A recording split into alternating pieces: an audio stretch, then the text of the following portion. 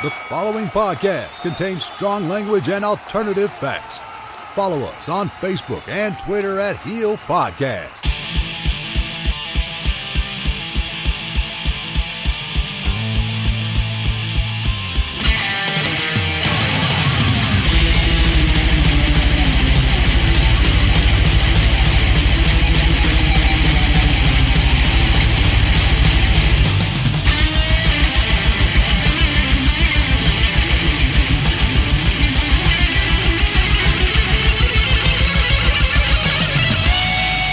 Over the airwaves and under the influence, we are Turning Heel.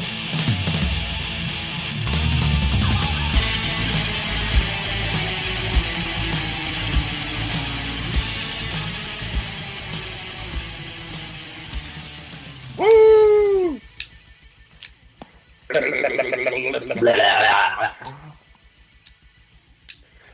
A-E-I-O-U. U-O-I-E-A. E-I-E-I-O. Oh man, I've just been watching so much 8 out of 10 Cats Does Countdown recently. Oh, you're a wee Sean Locke binge. Oh yeah, definitely. I know, and I was trying to explain it to Kat, and she's like, I don't want to watch someone that's dead. And it's like, well, to be honest, like, would now not be the best time because like he's gone now, so like now it's like watch all this stuff and just remember him for the great comedian that he was. And hilarious. I know. So let's pour one out to Sean Locke. And let's get the shindig started. Hello, welcome to the Turning Heel podcast with me, the Griz. And with me this week is Robert the Robot. Activate. No. Robot's dead. Where did your memory go? Memory went kaput. Son of Havoc. El Hijo de Mad Dog. I beg your pardon. El Hijo del Mad Dog. Arriba. See, you're useless. Yep, I'm the stats guy. I'm the note taker. Like, but I don't take notes on the podcast. That's what I should do.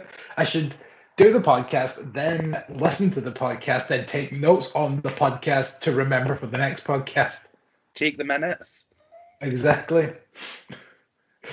Because, I mean, conspicuous by what you may believe, my editing of the podcast is just putting the theme song at the beginning and the end of the episode. Unless I say something really bad, which I need to edit out, which has only happened once. Well, we're such professionals that we don't need to edit. We edit ourselves live. Yeah, exactly. Every time I make a flub, that's just me flubbing. Because if you spoke to me in real life, I would be like that in real life. So it's almost like, you know, it's like you're talking directly to us. We're not one of these professional podcasts. We're guerrilla podcasts. Where I don't know. You know what I mean. Not that kind of gorilla. You know what they say? Ain't nobody realer than gorilla. Pro wrestling. Gorilla.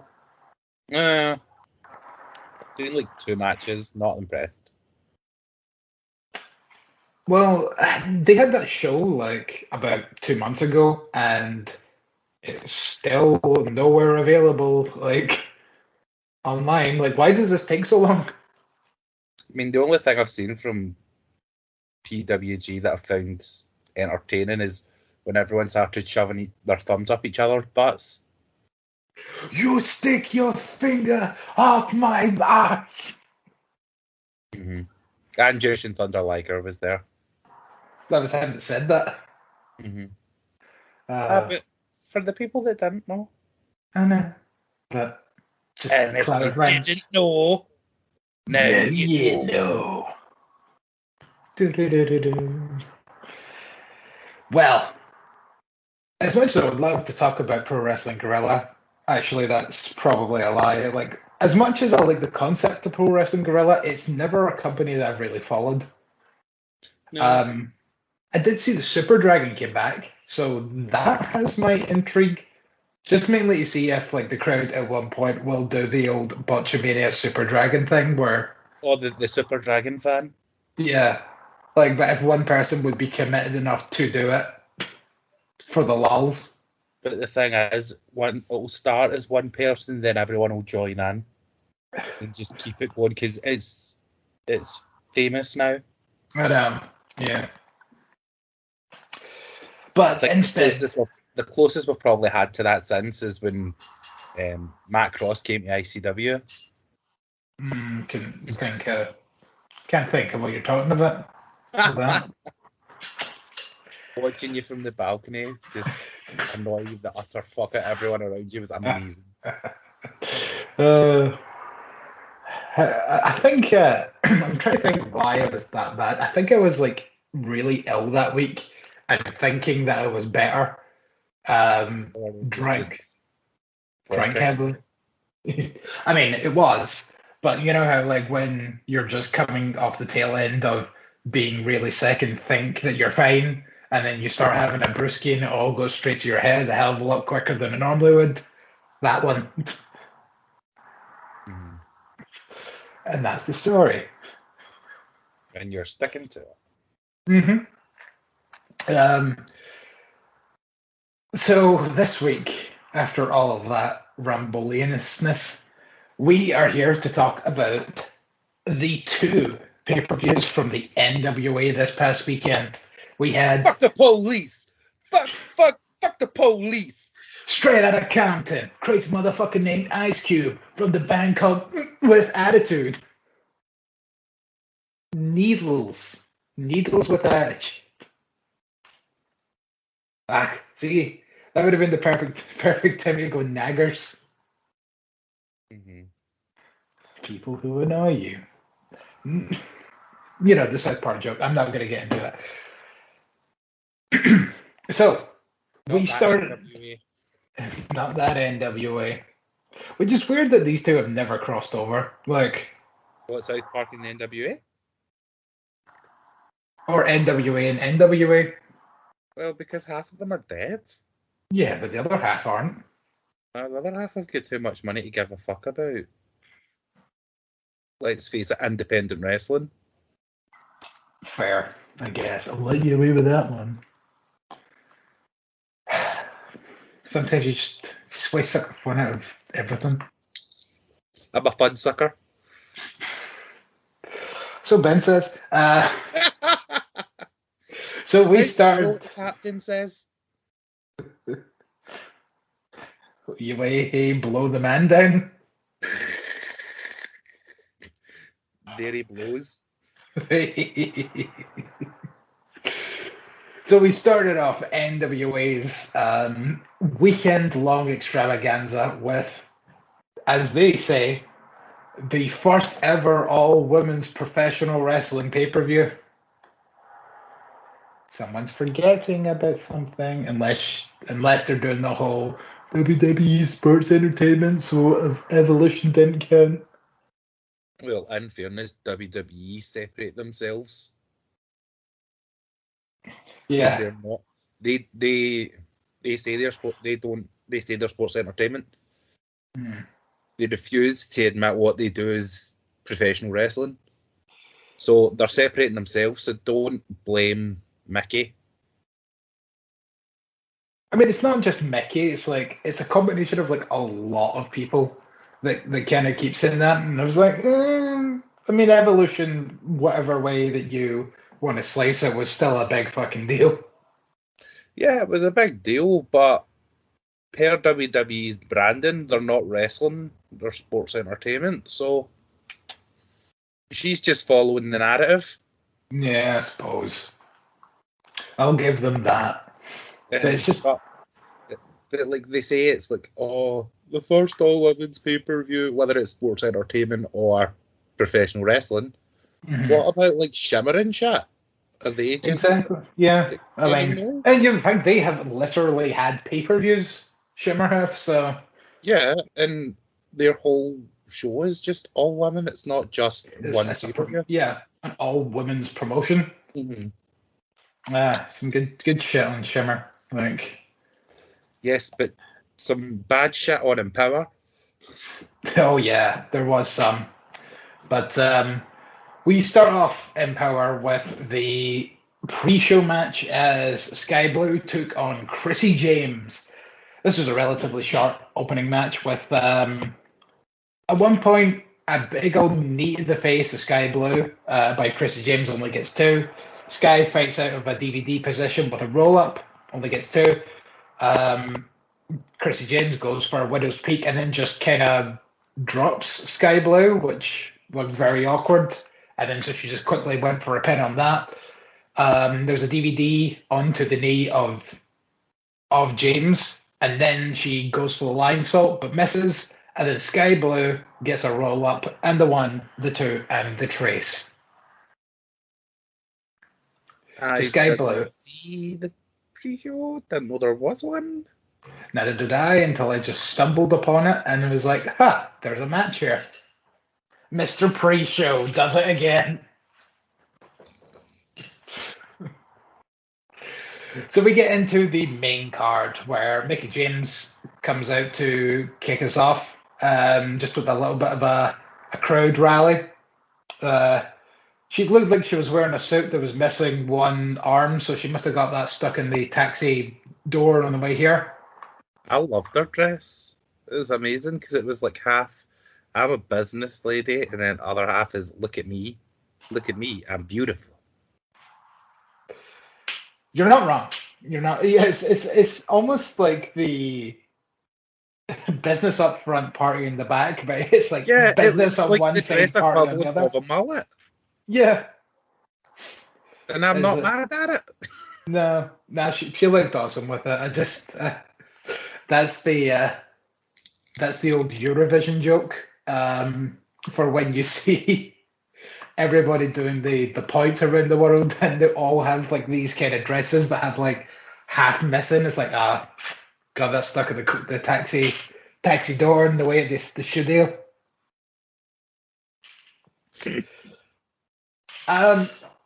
So before we get into this, how much, if any, of NWA have you seen?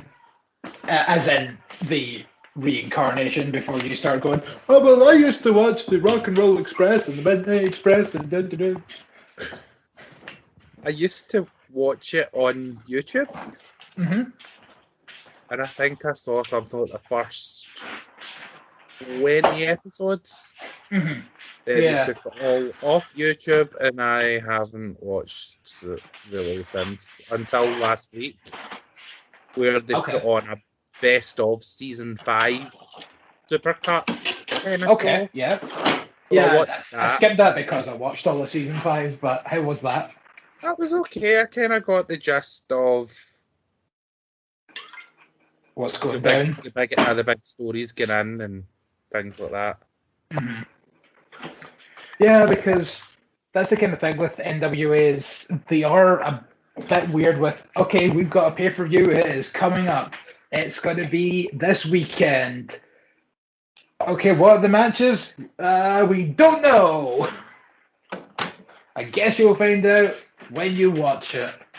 Like, they normally book, like, one match for the pay-per-view, and then it's just, like, on the Saturday, they'll post, like, oh, okay, this is the card for the weekend.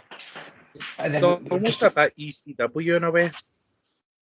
Yeah, and then, like, sometimes you just have random matches happen on the card that just sort of appeared. Yeah, it's like, bonus match. So we started off the pay-per-view, obviously, with our triple threat match of the evening. This was one of the few times where we had brand versus brand versus brand supremacy, as Kaylee Ray, who is now representing the NWA, versus Chick Tormenta from the AAA promotion down in Mexico, because that's the proper way to say it, I guess. Was she not on Triple Mania? I feel like she was. Was she not the one in Dionna's corner? Might have been. Because I recognized the name, but I was thinking like she wasn't in like a prominent spot. So in terms of like she probably did appear, but because if it was her that was Deanna's second for her match, she was in the Marvel match. Yeah. As the Black Widow, but she looked a lot bigger. We can have a Gandor. Chick Tormenta. Well, I'll have a look and try and do this at the same time. So, and their opponent was representing AEW, Diamante. Who I'm glad's finally got gear that doesn't say LAX on it. I know. But, I mean... She's up in her game. I mean, it's not like some other random tag team or anything came out to LAX's music on this show or anything that had absolutely no connection to LAX whatsoever. I think that's just his music now, wherever he goes. But see, right, okay, I'm just getting into this now. The part that I don't like about it is the fact that there's more than one LAX theme song. There's the one that mentions the notorious 187 homicide at the beginning, and then there's the one that doesn't.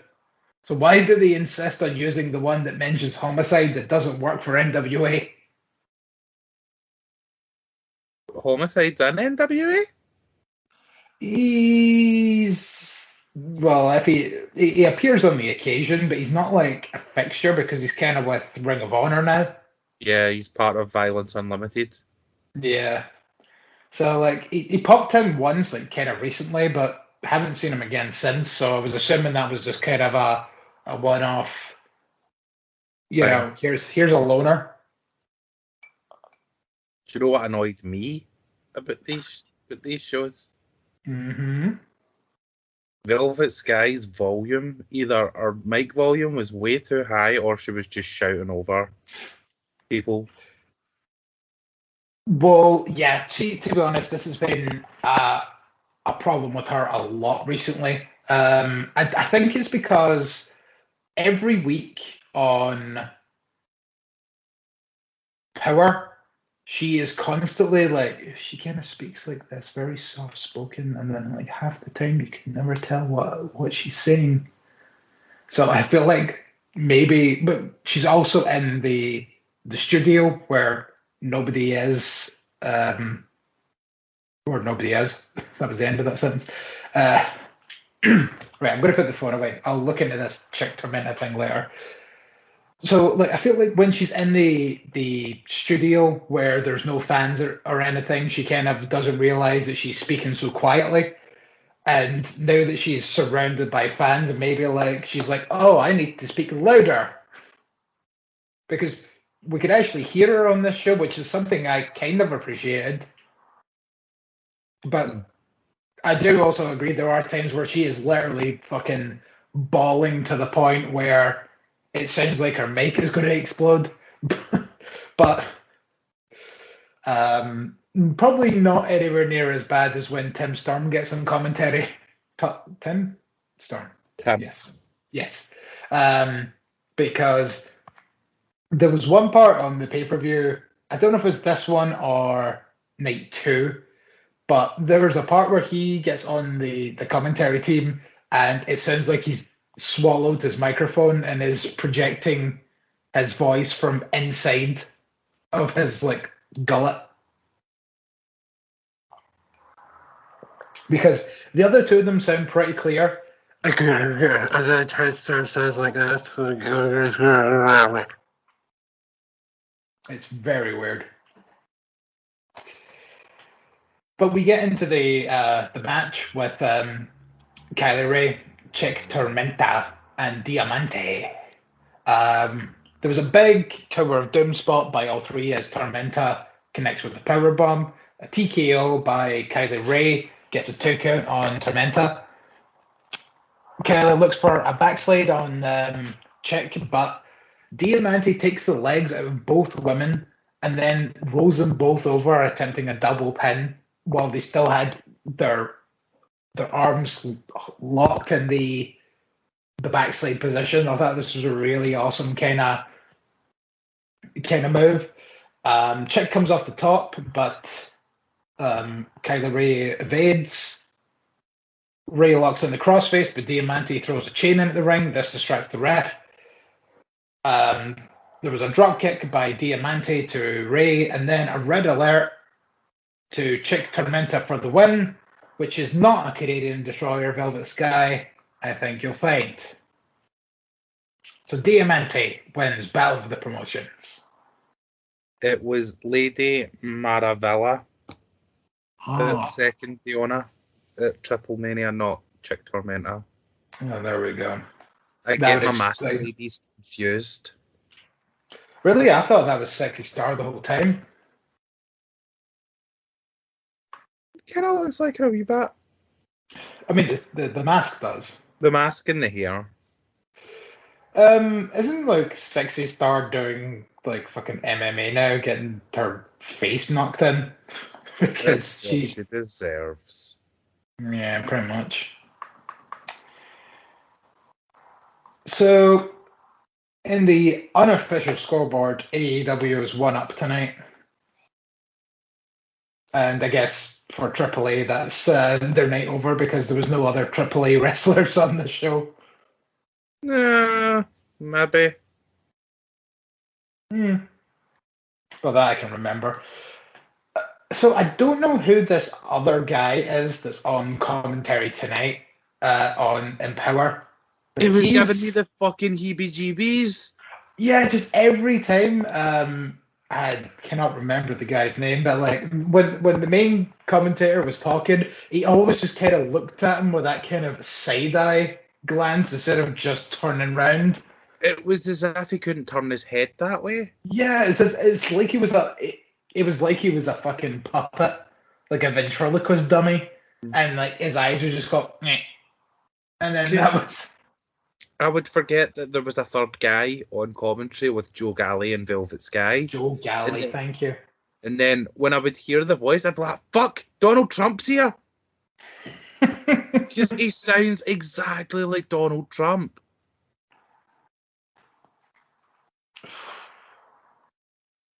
Fucking weird puppet man, Donald Trump. He's so weird. Ugh. I know, I don't know who he is. I don't know where he came from. Somebody said he was a fan or something. I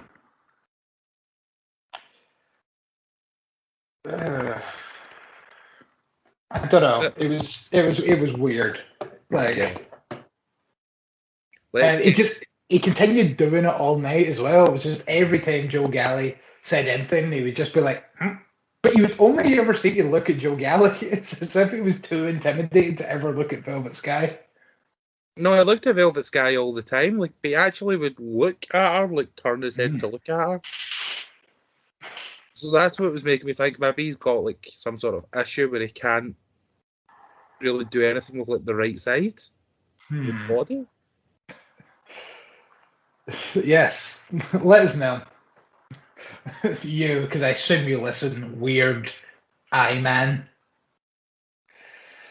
So we move on to the semi-finals in the Women's Tag Team Championships.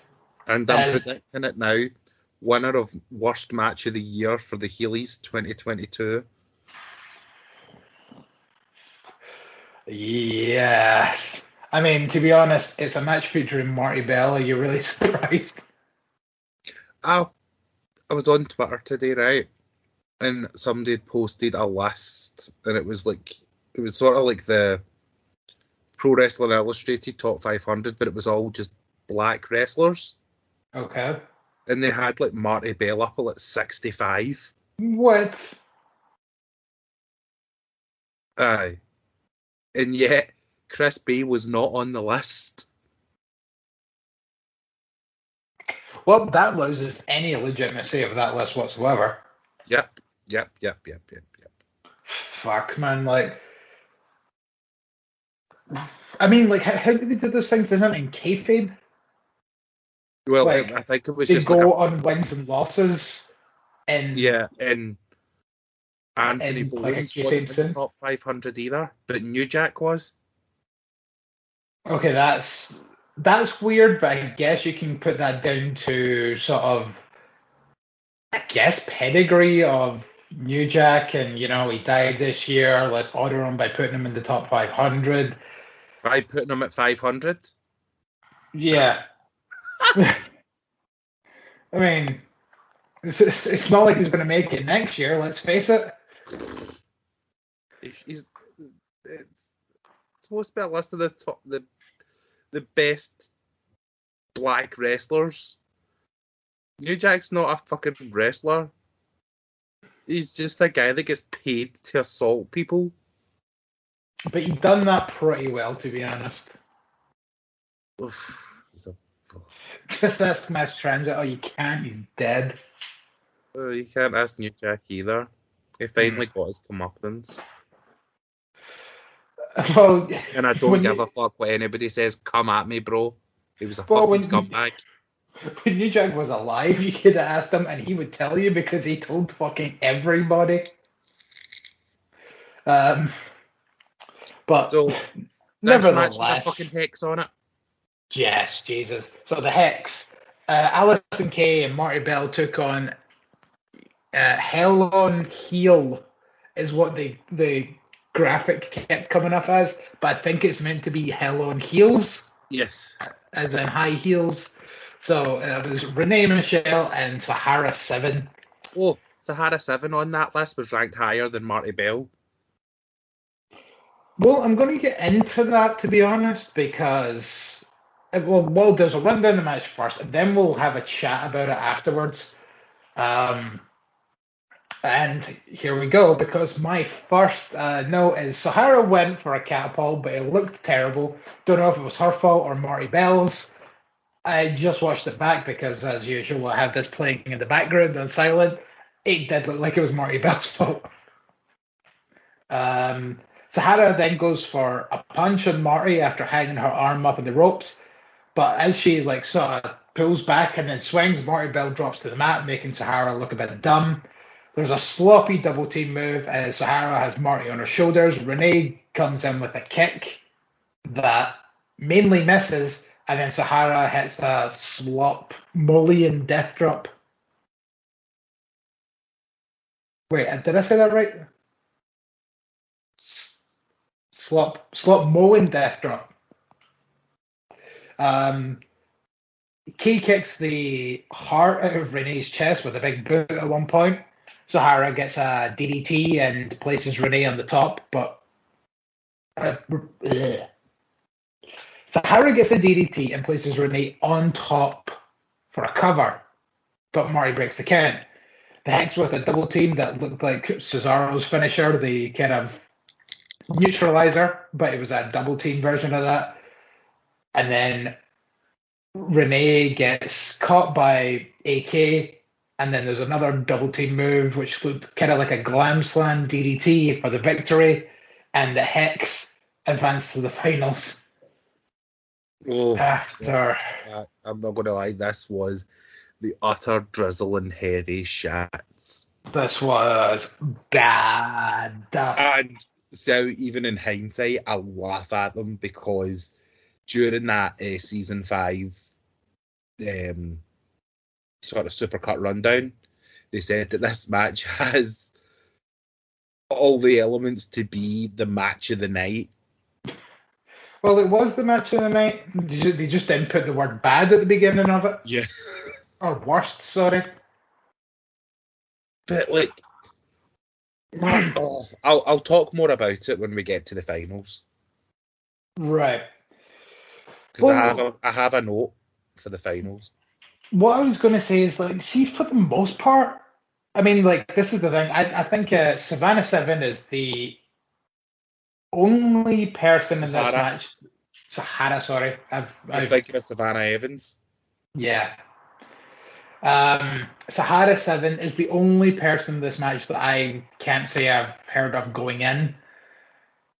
And as a question, as my first note was, did Marty Bell botch that one move? It was like, yeah, and it's like, Marty Bell definitely is like probably the worst of these four. I think like Savannah for the most part. I just said Savannah again.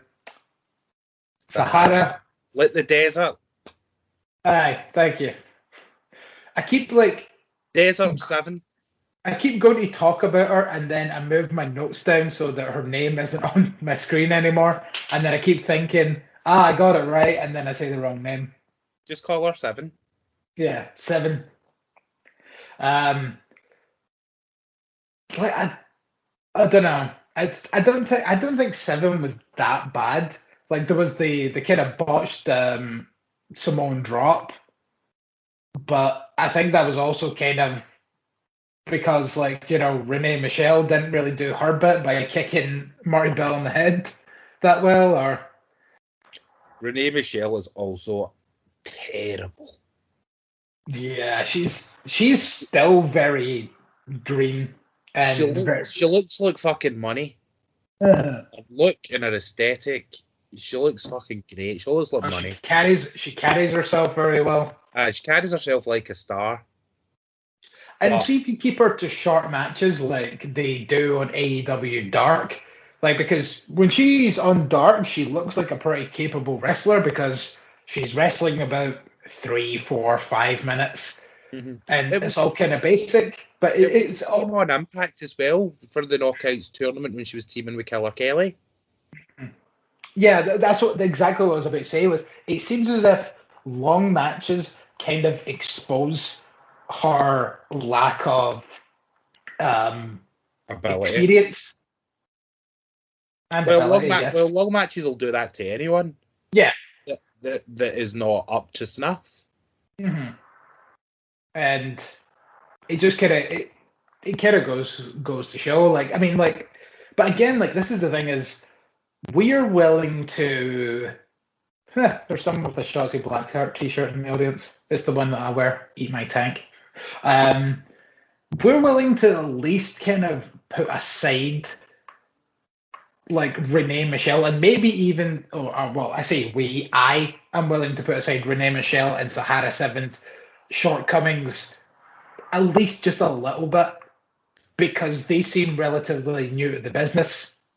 But Jesus Christ, Marty Bell's been in the wrestling business for like 10 plus years, I'm pretty sure. Yeah. Yeah, I'm in total agreement. And if that story that I've heard is true, that she was meant to win her match in the Mae Young Classic, and they changed the finish during the match because of how horrendous that match was, is even to be slightly believed. I would believe it all right. Mm-hmm. Because that is a rumor that goes about. I wouldn't blame them for it. But we'll move on so that we get to something good eventually, because keep talking about this is just making me depressed. So we move on to the second semi-final in the Women's Tag Team Championships tournament as the Free Babes, that's Jazzy Yang, Holly Hood, Haley J, and Miranda Gordy, took on Red Velvet and Kylan King of AEW, except only one of them technically works there, contracted. Kylan's in the Nightmare family. It doesn't necessarily mean she's contracted. What's his butt? Oh my God, Johnson. Shorty. Yeah, Big Shotty. He was in the Nightmare Factory for about fucking 3/4 of a year before he got signed. No, not the Nightmare Factory, the actual Nightmare family, not the factory. Okay, okay. Explain the difference. The Nightmare Factories, or the Factories, the training school, whereas the Nightmare Family is almost like a stable with an AEW. Okay, that's what I meant. That Big Show was a part of that, like about 6+ months before he was hired by AEW. So it's just a matter of time before Kylan gets hired. I mean, to be honest, I've always been on the hire Kylan train, like since day one. I think she's like she was like one of the best dark horses that ever was. Yeah. At least in the women's division, obviously. Yeah. So the gimmick of the Free Babes, obviously, as you can tell, they're like the Free Birds, and all three of them are second-generation wrestlers. Jazzy Yang, obviously, the daughter of Jimmy Yang, even when her name came up, because they said, "Oh, they're all second-generation wrestlers," and they're like, Jazzy Yang. I was like, "Whose daughter is she?" And then they were like, "Oh, Jimmy Wang," and I was like, "Oh, Jimmy Wang Yang." Jimmy Wang, yeah. And I'm your boy.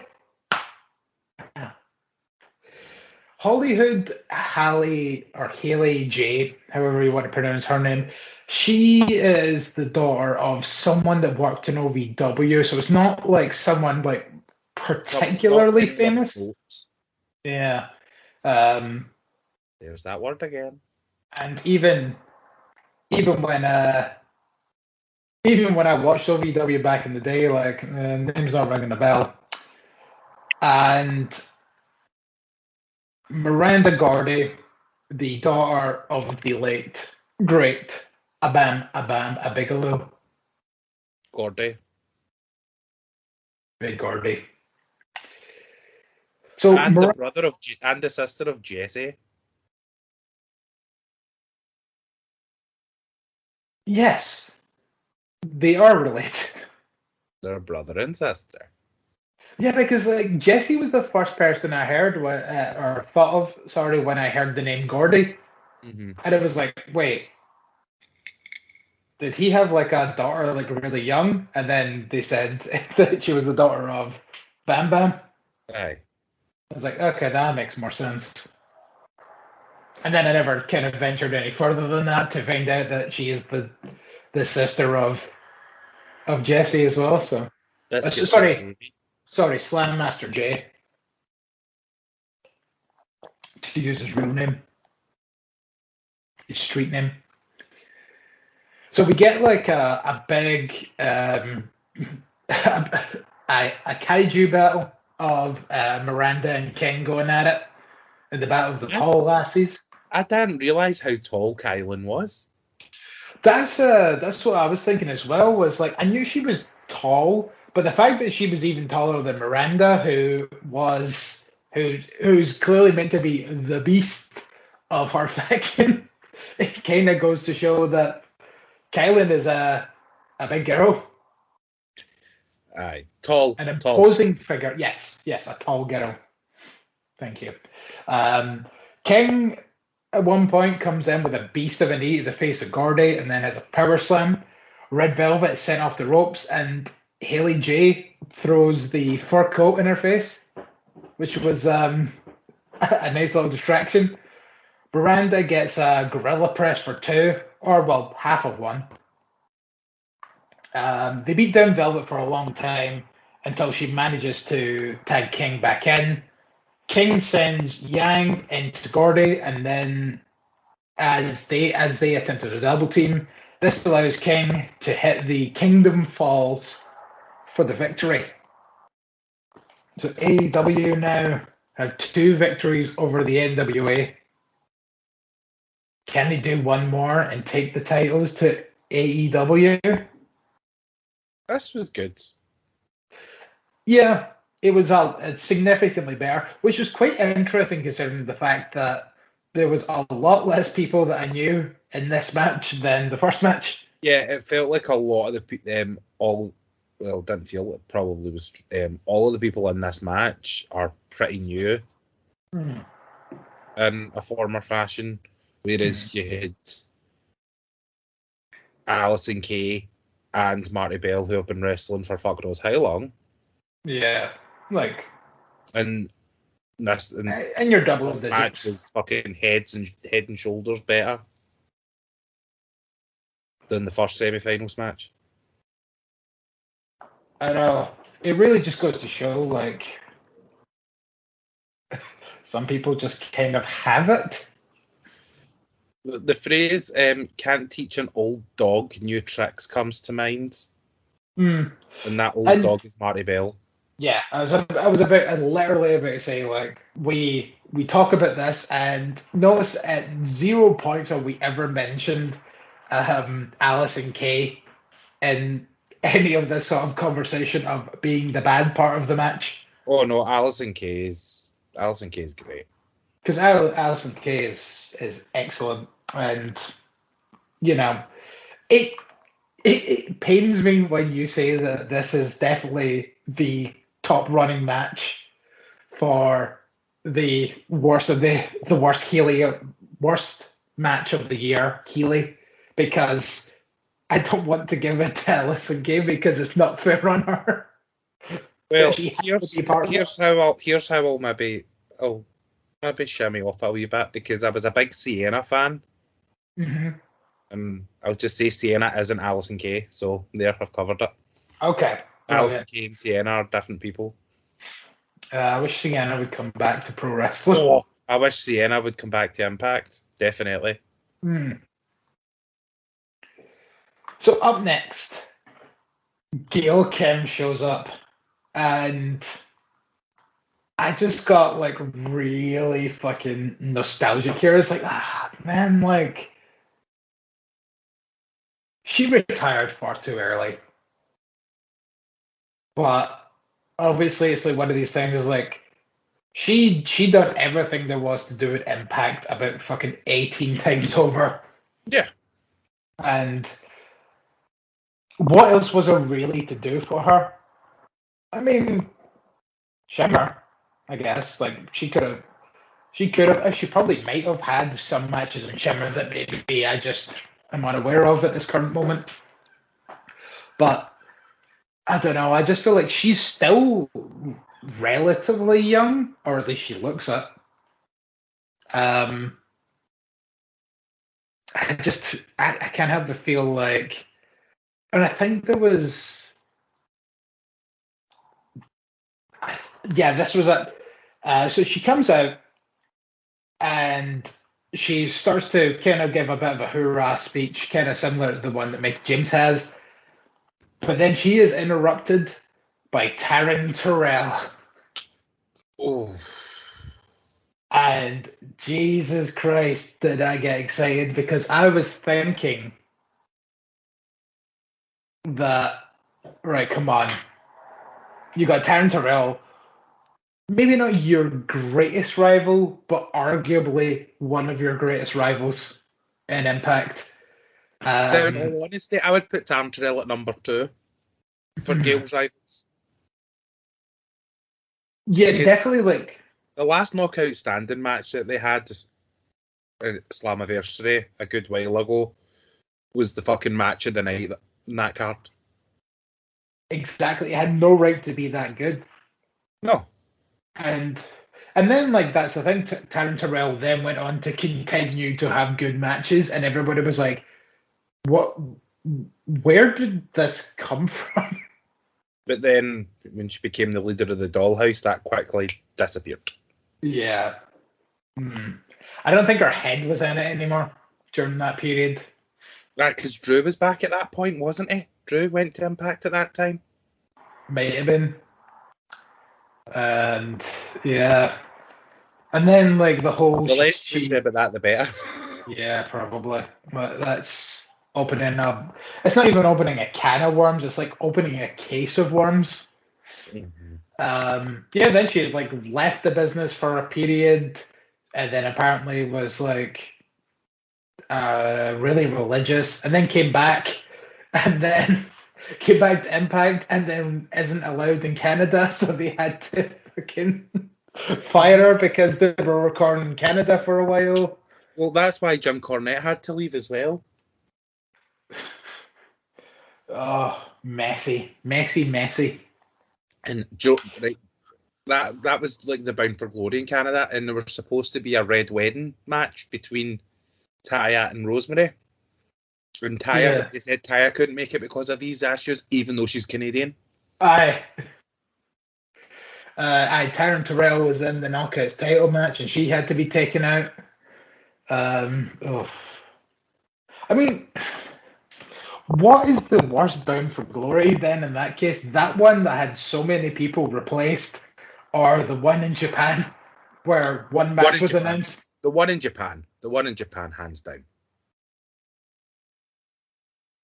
Actually, at least had a few there was decent one in matches. Japan until you said the one in Japan, and then all the fucking memories came flooding back and traumatized me. EC3 against Japanese Rikishi. Is it Hama? His name was something along those lines. Wonder if that guy still wrestles. Probably wrestles with his diet. Yeah, because there was a period where I thought Ikemen that was from 205 Live was Andy Wu who wrestled on that show. Mate, I thought that was Kona Reeves. It turns out that all three of them are completely different people. I thought that this new guy that you just mentioned that's on 205, I thought that was Kona Reeves and they were finally doing something with him. No, they just kind of gave him somewhat the same gimmick, even though he's obviously a different nationality. And then they fired Conor Reeves. Right, well, back to Gail. Yes, I beg your pardon. It's because like there's so much of a connection in all of this stuff that tangents are at high. It's like 7 degrees of separation. Yeah. So Gail comes out with Jenna side, and I could not get this chick's first name. I think it's Paola Blaze. Something like that. We'll go with that for now. Anyway, she's barely referenced again. Terrell says that the matches they had were so good because she was so good. So she says, "You're welcome to Gail for those matches." Then she says, "It's time for Gail to go home because you're in my house." And then she goes, "Bye." I said, "Bye." I bet she just continues doing that for a long time. Then Terrell tells her back up to go and get Gail. And they start closing in. Oh, it's getting tense. And then all of a sudden, stomp, stomp, stomp. Blah, blah, blah. Blah, blah, blah. And awesome fucking Kong shows up. Kong comes in, stares down Gail, and then starts attacking Genocide and Blaze. She hits a back fist of Genocide. She takes down Blaze. She hits a choke slam on Genocide. And then she hits the implant buster on Blaze on top of Genocide, taking them both out. Then all three of them start walking up the ramp. Gail Kim is on the apron. She starts jaw-jacking with the three of them, like, "Oh, that's what you get, blah, blah, blah," you know, the usual. But Awesome Kong then just comes up behind Gail and then just starts blowing slightly in the back of her hair. You can see it. She's just like,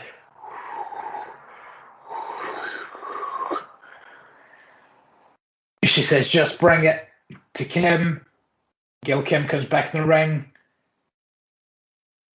Kong says one thing got her off the couch and away from delicious, delicious ice cream bars. And it was to come to the NWA here tonight. Then she says, not what I wanted her to say, because I really thought they were potentially leading to one more match between Kong and Gail. But instead, Awesome Kong says, "I'm done, and I love you, Gail." Yeah, the last year and a bit, she's been pretty hard done by. Yeah. AEW was kind of meant to be her swan song, and then that was taken away from her. Well, wasn't really. Well, I think her back. She's got a lot of back issues. Well, I say that. I'll say that. Sympathies. I say that, and the reason I say that is AEW and her last run was taken away from her because of the Netflix show. Season 4 was supposed to start filming. Which was also taken away from her because they fucking cancelled it. And it's like, can you not just put that off for a year? Yeah, they cancelled it because of the pandemic.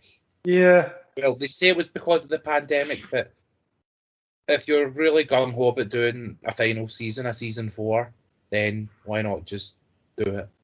I know. Why not just wait? Instead of making really shit sequels to 90s classics like She's All That. I didn't even know that was a thing.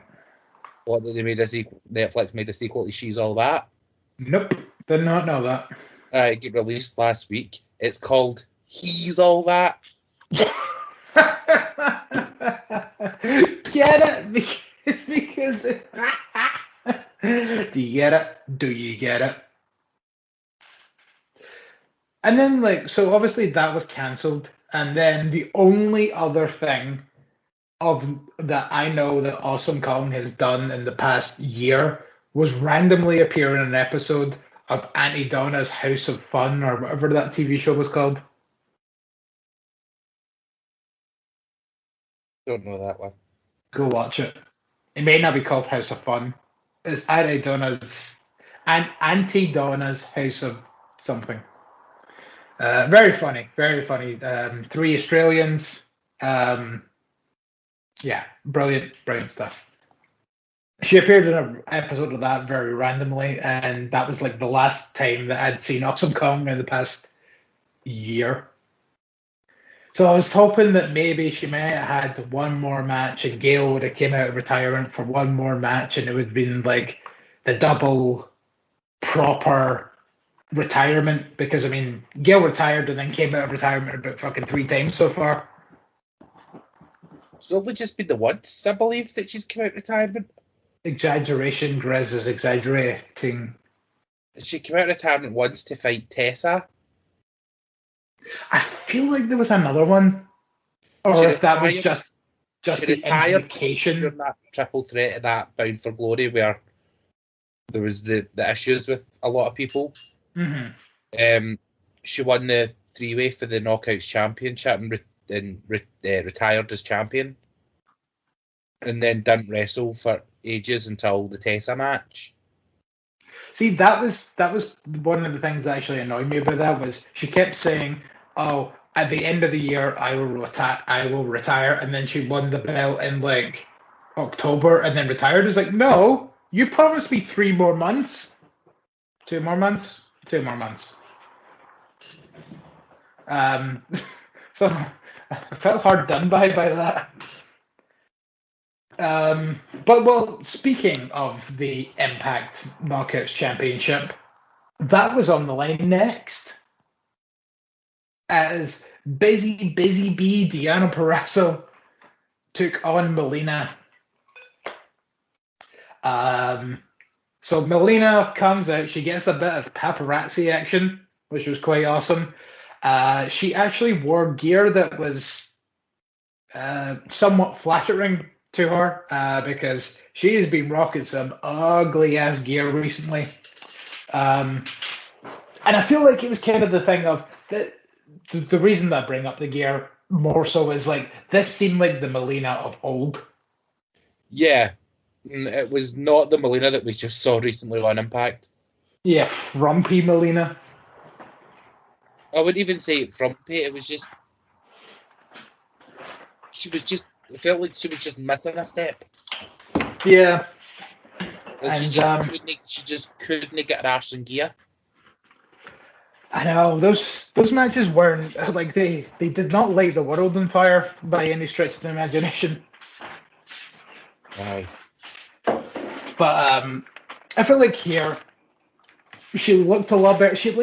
it's almost like she looked like she was in a better place, as if like, I don't know, like maybe the lead up to this match, if I don't know if there was something going on maybe in her personal life or something, I'm not really entirely sure, or whatever, I don't know, but it just seemed like when she came out for this match, she looked happier as well, like, and this is also going back to like a lot of her time in NWA just in general as well, like there's been a lot of times where she's kind of just sort of been there and just kind of looked like, well, it's money and I barely need to do anything, because she's only wrestled about 3 times in NWA. So I remember when I watched NWA, she was a manager for Thunder Yeah. Rosa. yeah, that's what she spent a lot of her time doing in NWA. And then that kind of led to, it was meant to build up to a match between the two of them, and I think Marty Bell came in to do it for her. Because Thunder Rosa's not really left. She's with both, is she not? I don't think she is anymore. She's officially signed with AEW, so I think like she's done now. Right, okay.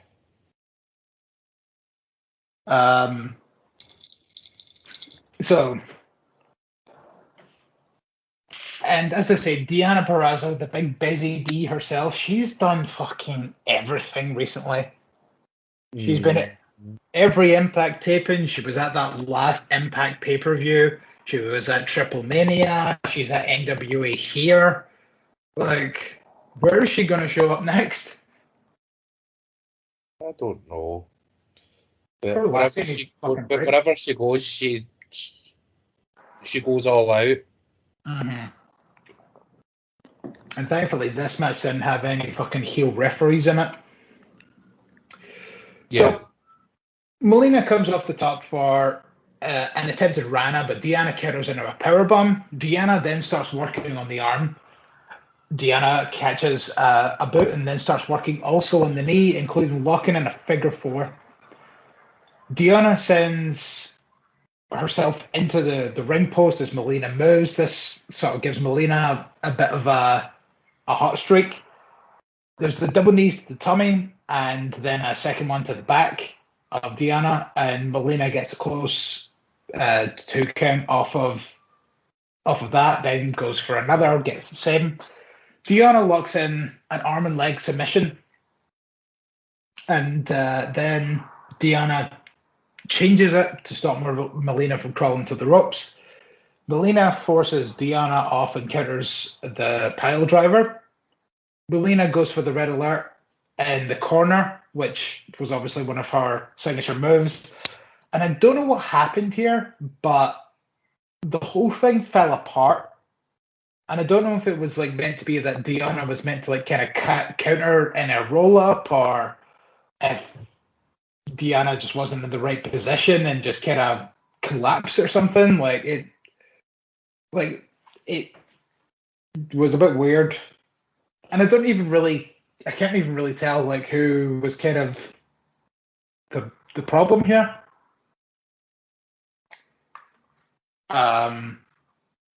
Melina set up Deanna for it again, but she went off the ropes. Melina's knee gives out.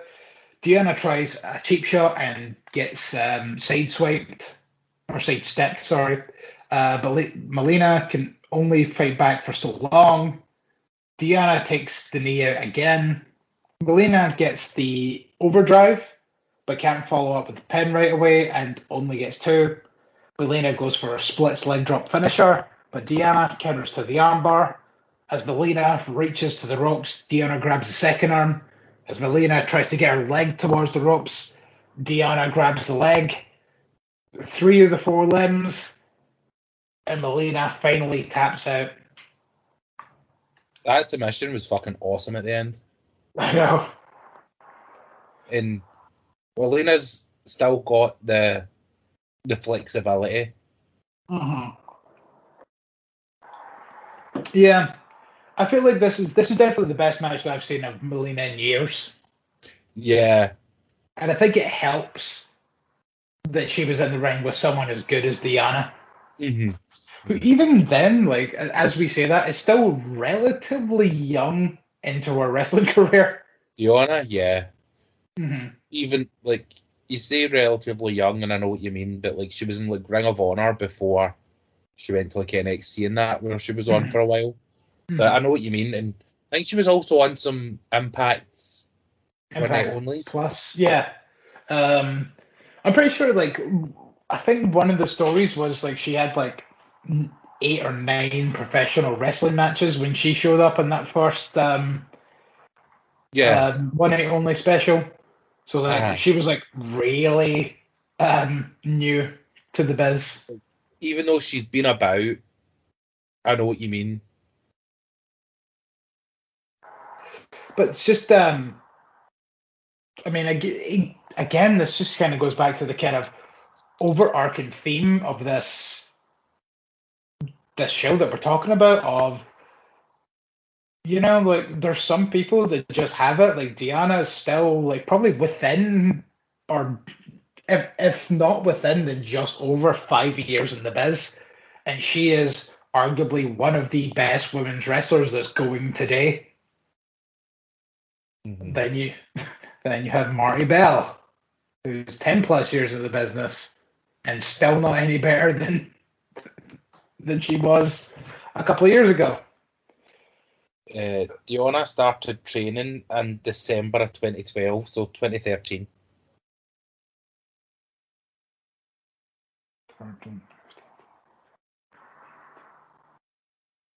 Okay, so she's a wee bit more than I thought. But still, like, 8 years I got off of that. It's still not, like, long. I'm on her IMDb, no, not even her IMDb, because that's not on that, or on her Wikipedia. Mm-hmm. And I did not know that she was La Luchadora.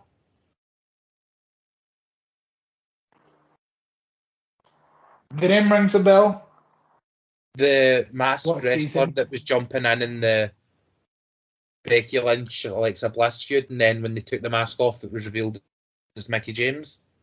So because I distinctly remember the episode where La Luchadora got her mask whipped off. All of a sudden, you know, she had very ample bosom, which she did not have before.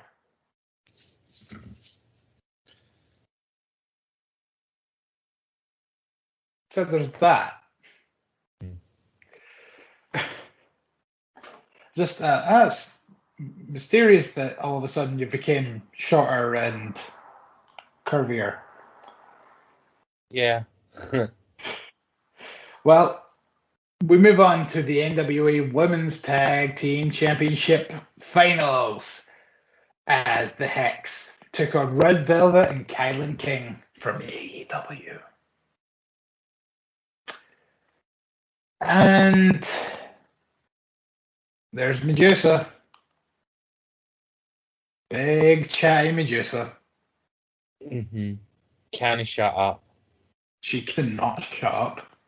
Like, I have a decent amount of notes for this match. I think half of them are calling out Medusa.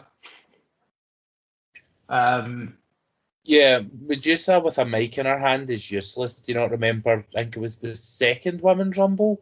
She was on the pre-show, and they asked her, "Oh, who's your favourite for winning?" And she just kept talking and talking and talking and talking. Mm-hmm. Probably because she didn't even know who the fuck was on the roster at the time.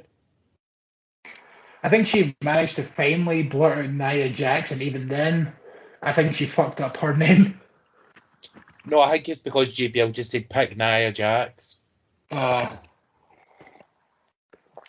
do you think's going to win? Oh, like, there's so many people in this match. No, but who's going to win? It's just there's going to be so much excitement and this athleticism. No, it just continued going on.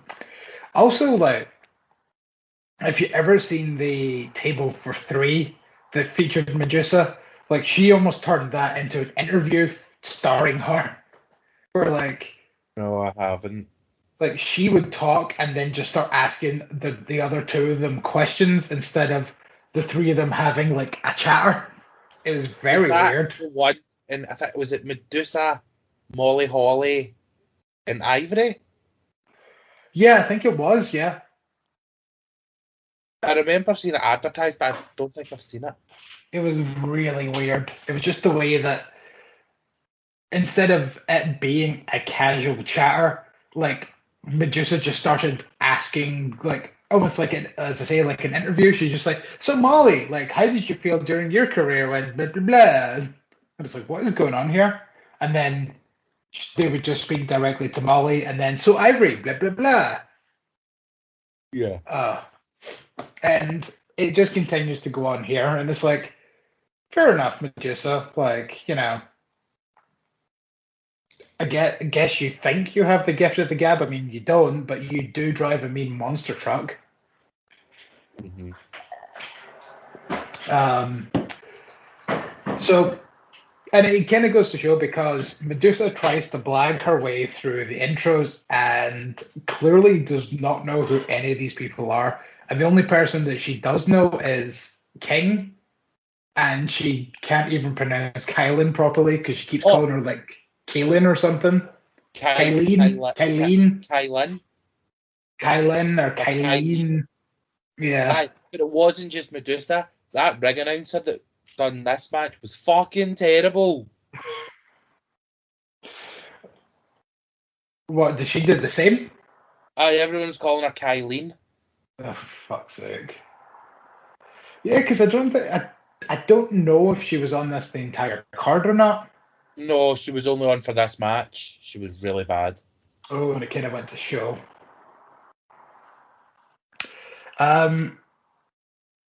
So I always thought that Alison Kay was one of the taller women in wrestling, but see when her and Kylan King, yeah, Killing, went face to face and realized that Kylan King is taller, I was like, oh, motherfucker. Mm-hmm.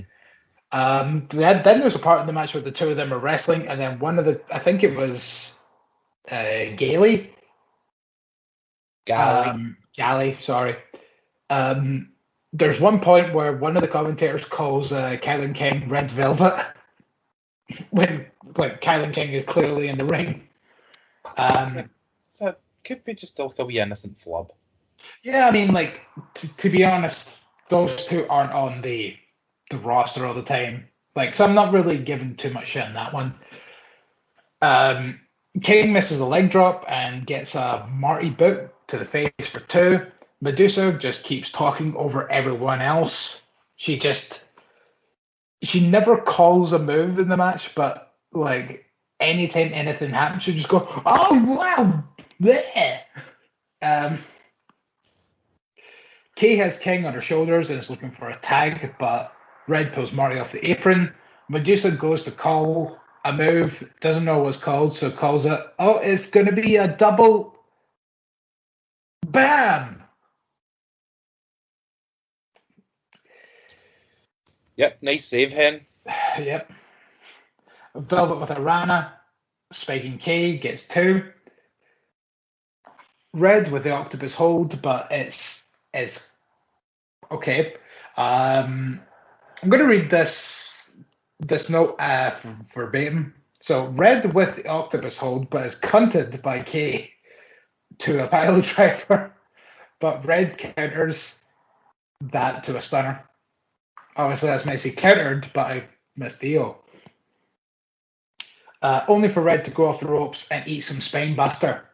The Hex go for their finisher, but King stops Marty. AK has Red up on her shoulders and swings her, knocking King out the ring. Guess King wasn't of the ring. She hits the boot, hits the slam, and the Hex have won the tag team titles. Next.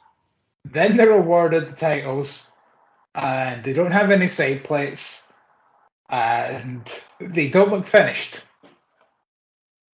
No, they're the old belts. Are they actually the old belts? Yeah. Or are they like... remakes, if you modernize versions of them? No, they're the belts that were retired in 1984. Wow. Okay, I guess I'll give them that then, because that was a different time. Because I thought that they were meant to be like maybe new stylized versions, but kind of going off the old look of the belts. So that's why when I see no side places, like, that's really fucking weird. That's why I think it's the original belts, because I mean, you seen the one that they brought out before the NWA Women's Title match on this show? That thing looked like a fucking wristwatch. Yeah, it was a wristwatch with a big fucking metal plate on it. So Velvet and King come back in the ring, shake hands with the new champs. That was a fucking ring right there. Poet What? didn't even. I said Velvet and King back in the ring. It was a big rhyme, big rhymey rhyme. Oh, A poet didn't even know it. I will say, Red Velvet has redeemed herself from that Rampage, or that Dynamite, whatever one it was, where she done that fucking weird ass moonsault And completely whiffed it. Aye. But I mean, like, points for your fucking trajectory. Like, Yeah. it's. I mean, a lot of people call that a botch. I just call that a miscalculation. Aye, she overshot it. Yeah, like, Because Jamie Hayter did not move a fucking muscle. and you know what? Like, the two of them worked off of that, because Jamie Hayter didn't sell it, which I thought worked so much more. Mm-hmm. And then Jamie Hayter didn't sell it, and Red Velvet did.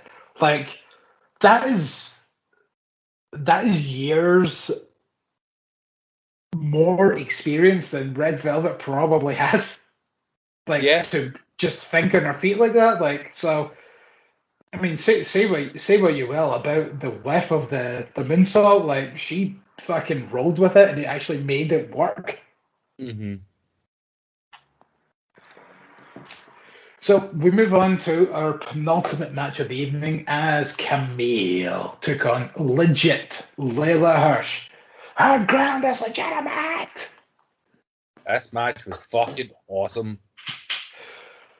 So we started with Billy Corgan and William Patrick Corgan just wandering about a ringside with a brown bag, kind of in a tracksuit, kind of just looking like he's seen some better days. He just kind of wanders next to the commentary table and just kind of nods at them like, all right. So both come out before the match. The good ring announcer is given... What? The good ring announcer? No such thing in NWA. Well, do you not like him either? No, he couldn't get a fucking word out without fucking flubbing. Really? Aye. Did I just miss it? I just thought it was fucking terrible. No. I mean, like, he's the guy that normally does power, so... It wasn't when I watched it. Well, anyway, regardless of that, he was given a quick spiel to read out about one Miss Mildred Burke and the NWA title that was, I want to say, like nearly 100 years ago. Is that too far back? No, because they said it was the title that she had in the 1940s. So that's like 80 years ago. Yeah. So you're not wrong. So saying nearly 100. Yeah. You're right. It's closer. It's closer to 150. So. Aye. Round up. And then, as we kind of mentioned, they showed the the elusive Mildred Burke title, which, as we said, looks like a fucking watch because it is teeny tiny. And then, they hold both the belts up as if they were going to win both of them, and it's like you can clearly see where the inspiration for the current NWA Women's Title comes from, because those things are like they're exact in the way that they're the same shape and design, and it's just the title that they have now is a bit beefier. It's a lot like the first and second iterations of the AEW Women's Title. Yeah, like it had a picture in it, so that's clearly where they got the idea to use pictures on the title rather than nameplates. And I thought that worked so much easier. Like, I thought that was a very simple little thing that they done. Yeah. And I kind of like that. Mm-hmm. So, this match was obviously all about the power versus speed, with Layla being the teeny tiny. The tall versus the small. Yeah. And Tim Storm joins commentary for this match, and I think this was the match I was referring to earlier, where everybody else sounds nice and clear, and then Tim Storm sounds like this for the first half of the match because his mic is not in the right position.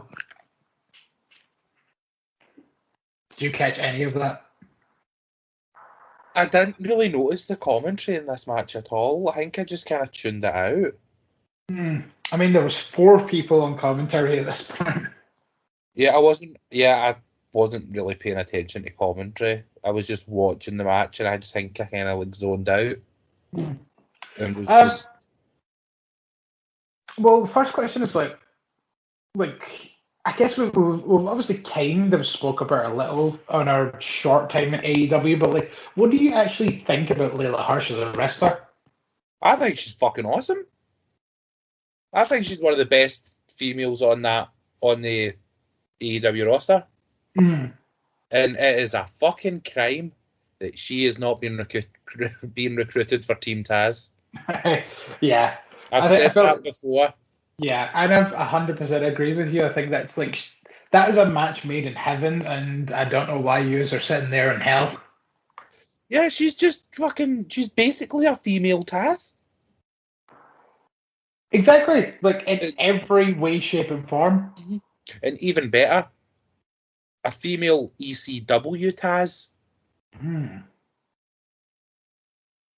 Maybe she'll start wearing fur and wrestling with no shoes on and be a Hirsch maniac. The Mad Russian. Hi. She could do the dance. Right, so have you seen Camille a lot then before now? She was a manager. Yeah, mostly. Last time I'd seen her. And then when I seen her pop up on Dynamite with the NWA Women's Title, I was like, oh, she's the new champion. She must have had a match. Mm-hmm.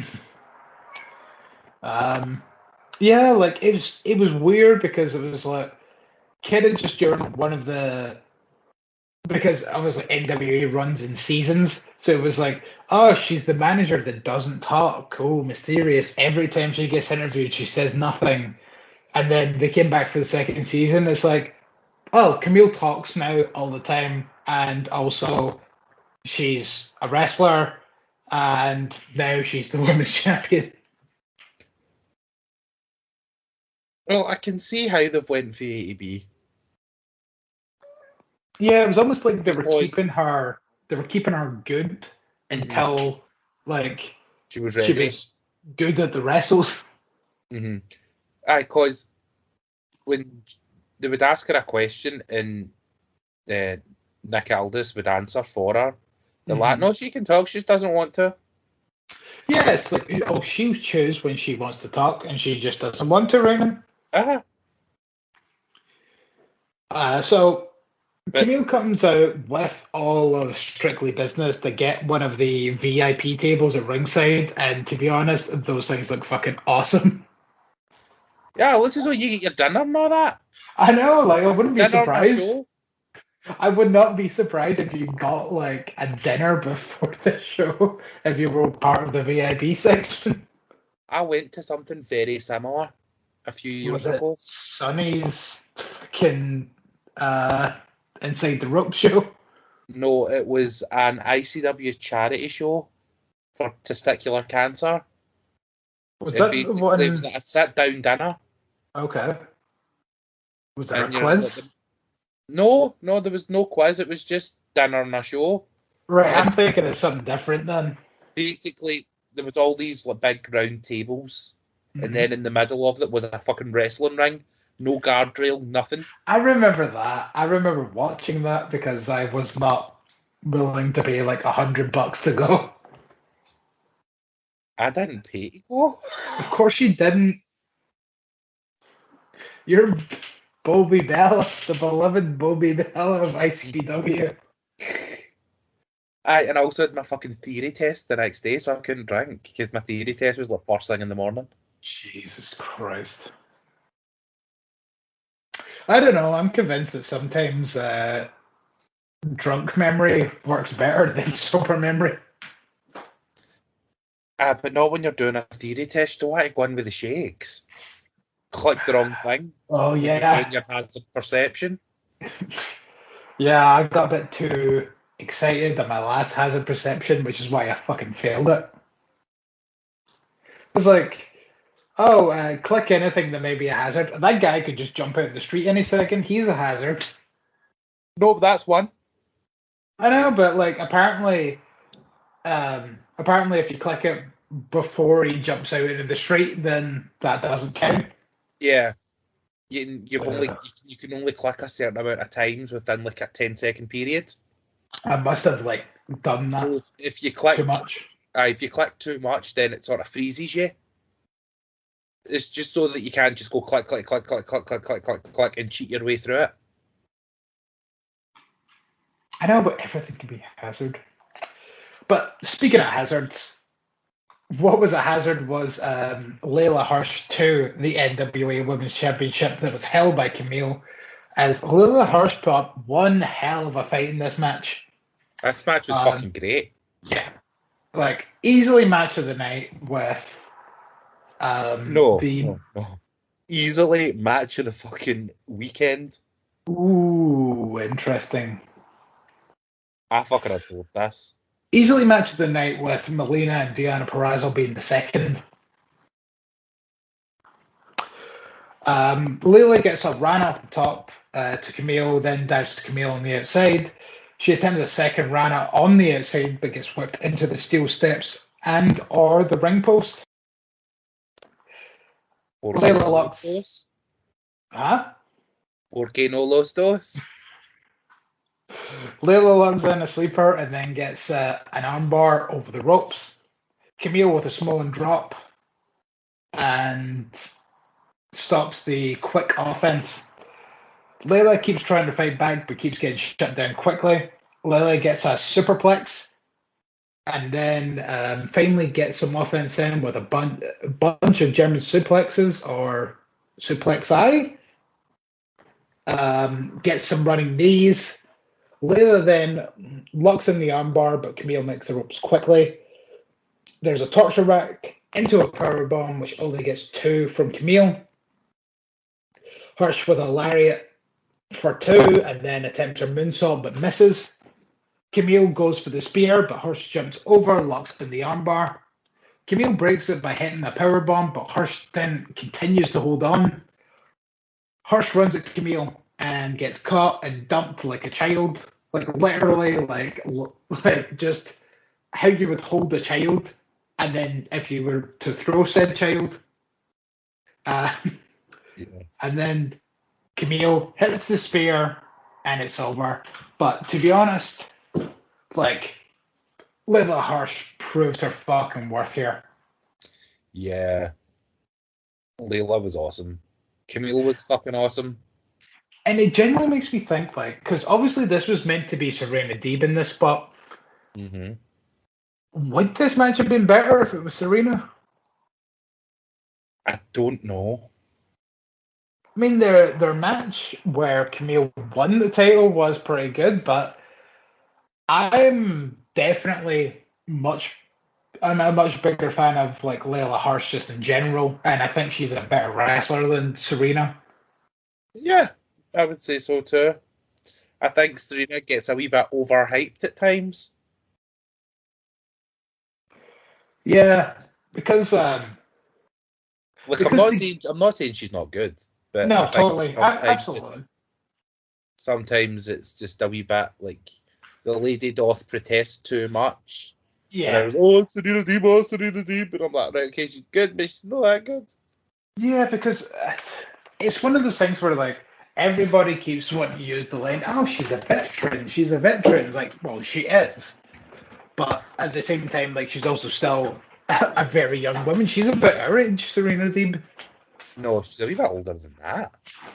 Not much older. She's still in her. When she was in WWE, we were 19. Yeah, but she's like, I'm talking like 2-3 years maybe older than us.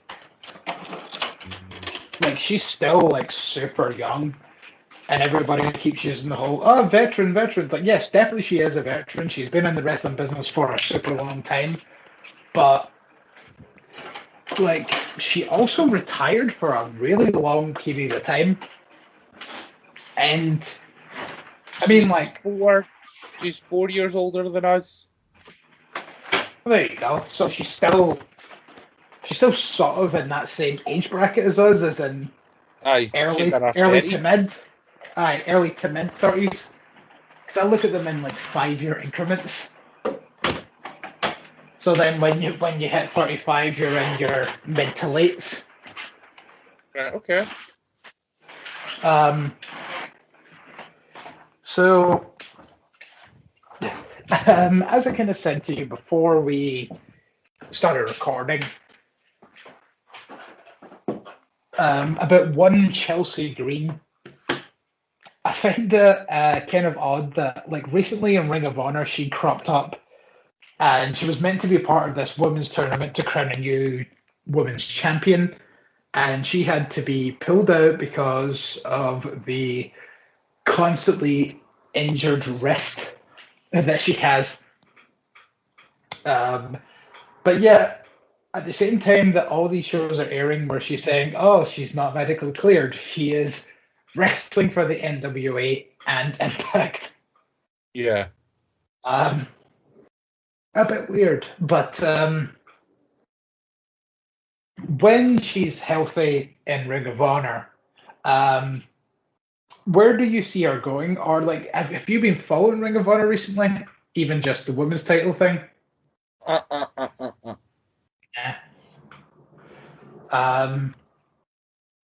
So I guess probably on the promotion you're kind of following around is Impact. Like she's going up against Shira and Rohit Raju next week. Yeah. So how do you think she's going to fare in that match against two big hulking mocha-skinned manimals? Just the. No. There's only one mocha-skinned manimal. Well, give us some detail on what you think about that one. I like the fact that Impact does do intergender on a regular basis and treat it like it's serious. It's like they treat it just like it's two wrestlers having a match rather than it's man versus women. And they've been doing that for a while since the whole Tessa Sammy thing. But it's refreshing to watch because when they do it, it makes sense. It's not as if it's just a freak show attraction. It makes sense within the story they're trying to tell. So, kind of all for it. And I think that Chelsea's going to knock utter shit out of Rohit. Just because Rohit's a bit of a fucking scumbag, weirdo asshole, but he's Really good. But I think Chelsea's going to kick his ass. Yeah, even just recently, obviously, Taylor Wilde beat the shit out of Caleb with a K. Yeah. He seems to be probably earning some of the easiest money in his entire pro wrestling career. But he's probably having the most fun. And it shows, though, like, it shows that he is having the most fun. Yeah, Mr. Statlander's fucking got a dream job just now. I know, like, he's with fucking Chris Statlander in real life and then gets to follow fucking Tennille Dashwood about in fake life. And Madison Rain. And Madison Rain now, yes. But, Jesus, there are people in the world that would murder for that fucking job. Yeah. But with that said, with that drinks replenished and other miscellaneous things depleted, we move on to our main event of the evening. This one's going to be fun because we get our Women's Invitational Cup Battle Royal with the winner moving on to NWA 73 tomorrow night. So the match is going to be 10 wrestlers appearing at certain intervals every 2 minutes. And it's kind of Battle Riot rules of pin or submission, no over the top rope. And So then it's not Battle Riot rules, it's Aztec Warfare. Okay, that one then. Wait, didn't Aztec Warfare have over the top rules? No, not over the top. It was just elimination, was pinfall and submission. Well, there you go then. Jesus. Every day is a reminder of, better wrestling from the past. You don't know what you have till it's gone. Hey, we may have it back soon. Yay! Roundabout! Azteca Underground. Hurry up and So- release for MLW. I want to know what happens after Battle Riot. I know, I thought Bat Riot was going to be the big return of MLW, and No, they've been doing shows, but just it feels I know like they nothing's have. there. yeah, I know they've definitely been recording shit, but we've had now. They're supposed to be on Vice. So I don't know if it's maybe just nobody's really got Vice to put it up on a website. Apparently that was meant to be a big deal for them because it was more. There was more eyeballs on the biz, but on the promotion. But but I don't think we don't get Vice in this country in the UK, do we? I don't know actually because I'm pretty sure there's something UK Vice that we get. Because before Vice, they were on BN Sports Mm-hmm. in America, so that's how we had it on YouTube. Yeah. I feel like we do have something, but also like saying that Dark Side of the Ring is on Channel 4. What's it called? More 4's fucking online service or whatever the fuck that thing's called. Yeah, that one. Like both of the old Dark Side of the Ring seasons are on that. Oh, really? Yeah. I don't know if they're putting up the new one yet or they're waiting till the season's over, but I have them all anyway. I know, me too. And as I said to you yesterday, the big countdown is on the 16th of the 9th. Dark Side of the Ring is going to return with the Plane Ride from Hell episode. I cannot fucking wait. The episode I'm really looking forward to is the FMW episode. Same. I'm looking forward to that one as well.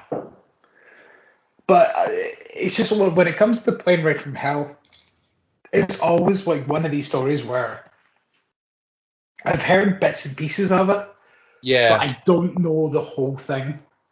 I mean, I've heard Bruce Pritchard talk about it, but again, he's not really one with the details, even though he's meticulous with everything else he talks about. That one he keeps hush-hush about. Yeah. And the only other thing, in fact, I've been watching the old weekly pay-per-views for TNA, and when Kurt Hennig shows up, he's like, I'm the guy that took down Brock Lesnar at 35,000 feet. Yeah, that's one of the parts I knew. And apparently they almost opened the fucking emergency exit and almost killed everyone. Yeah, and if I remember right, X-Pac cut. Was the Doc Hendricks? Here. Who did you say? Cut Michael Hayes' hair. Yeah, oh, it's the same person. Doc Hendricks. Yeah, and then somebody, I want to say Ric Flair, but it might not be correct. Someone was so drunk that they thought they were in the toilet and almost pissed on Linda McMahon while she was asleep. Yeah, I think if I remember right, that was after the Insurrection show. Yeah. That was them flying home for Raw. Yeah. Oh, good time. Right. I feel like okay, we don't talk about Dark Side of the Ring much on this podcast except for that one episode where you went into detail about fucking Jake the Snake Roberts' dad. But I feel like this is one we should properly visit. Yeah. Maybe as its own episode when it comes out. Mm-hmm. So we got about just over 2 weeks.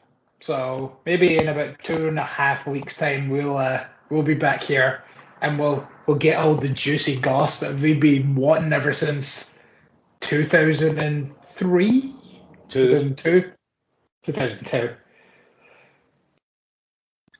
But instead, we've got the juicy goss of this Battle Royal. As entry number 1 was Miss Chelsea Green, the aforementioned Chelsea Green. And entry number 2, and I swear to God, I got slightly duped because sometimes I just get random Twitter pings on my phone, and I looked at it for like half a second, and all I seen was someone say, "Oh my God, Sasha Banks is in NWA," and I literally went, "Oh my God, did like WWE load out Sasha Banks for the show?" Because I quickly sideswiped, and I was like, "Oh, was that a spoiler?" No, it was just Kira Hogan, and just that guy's racist. No, it's because so when Sasha dyed her hair blue. Yeah, Kira was like, "I did that first." Yeah, she lost her shit. She's like, okay, so everyone's just stealing my fucking gimmick. Because originally her look and all that was very original Ember Moon. Yeah. The red hair and stuff like that. And she's like, okay, so everybody's just stealing the her Ember, shit. Ember took that and then she dyed it blue and then Sasha came back with blue hair. Yeah. I know, like... Kira Hogan, she's a victim of circumstance. No, I think she's just genuinely a victim of plagiarism. Like, she did do it first both times, but it's just because she wasn't on the biggest blah, blah, blah. No, but at the same time, though, you can't say, oh, someone got blue hair, they're copying me. I had fucking blue hair before you, Kiara, so you copied me? Yeah, but you're not a wrestler, so... I had blue hair when I was 14. I had blue hair when I was in primary 7. Granted, it was a very, what do you call it? Like, it was temporary blue hair, but I had blue hair at one point. Back when I had hair. I was going to say, I'm shocked that you had hair at one point. Oh, I had beautiful hair at one point before I ripped it all out. But anyway, Green and Hogan with a series of pin counters as entry number 3 comes in. Bianca Corelli, the daughter. The real Santina Marella. why she didn't just name herself Santina Corelli, I don't know.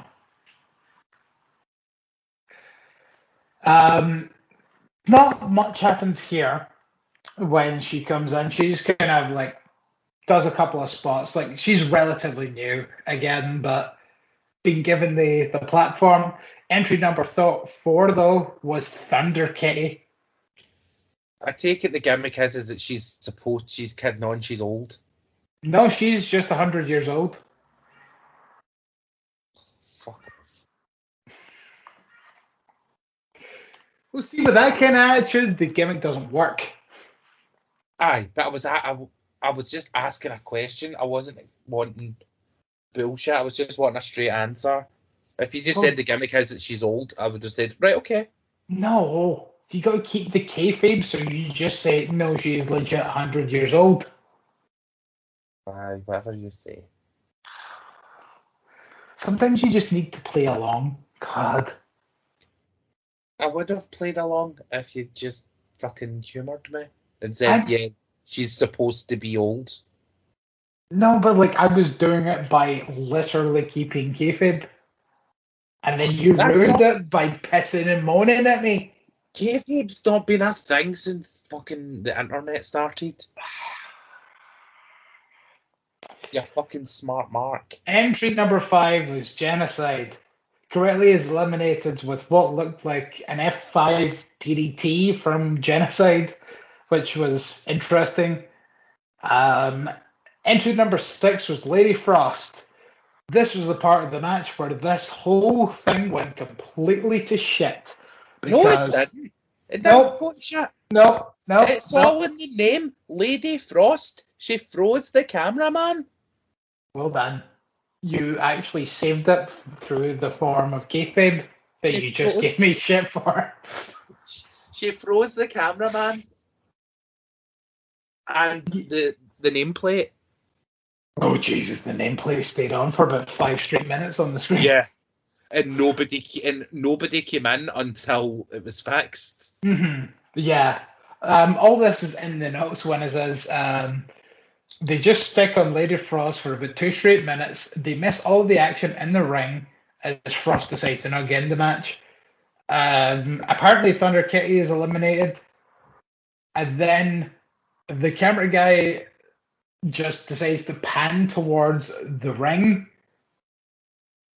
but Lady Frost's name is still on the screen.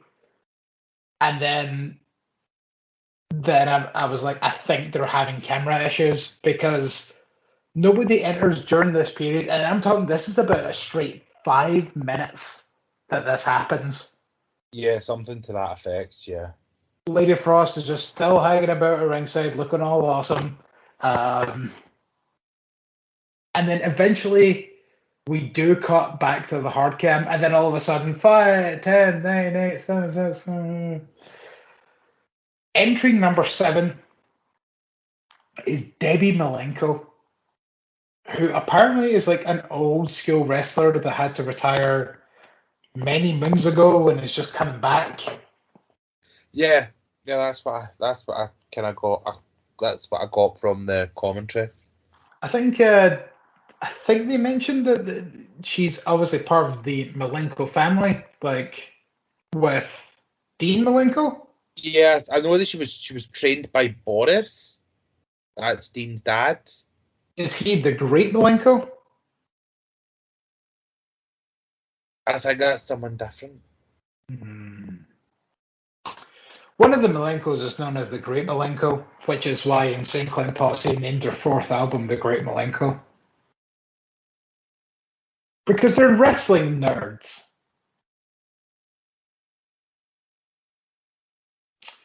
So Debbie elbows Lady Frost square in the face. And then she manages to get an elimination. This brings out entry number 8, Jimmy. Yes. So, Boris Malenko was also known as the Great Malenko. There you go. Great Malenko. Great Malenko. That's how the song went. It's great, honestly. I promise. Right, so up next was Jamie Senegal. She came in with her, I'm assuming, drag queen kind of manager. Yes. Jamie's manager is a drag queen. And Jamie Senegal is the second trans wrestler I've seen. Okay, so first being... Nyla. Wait, there would be the third trans wrestler you've seen, because Venny from the... Oh, yes! I completely forgot about Venny. That's because the sort of revelation of that also came a lot later. Yeah. I mean, because during that time, obviously, as I said, it's like I've been watching her for a long time, and then it wasn't until one of her little lower thirds that it was like, oh, she's a trans wrestler. And it's like, oh, well, there you go. Everything's a skill day. So the world of wrestling's getting smaller and a lot more inclusive. Yeah, lo and behold. So Debbie Malenko. Debbie Malenko, trained by Boris Malenko, but not actually a Malenko. Oh, interesting. Yep. So she's a Malenko by association. Yes. Like, I feel like there was a Hart that wasn't actually related to them. Not Julia Hart. I mean, Teddy Hart's related to them, but I mean, he's kind of like that one family member they would rather forget. Yeah, he's probably, clinking probably in his jail cell now, playing with his cat.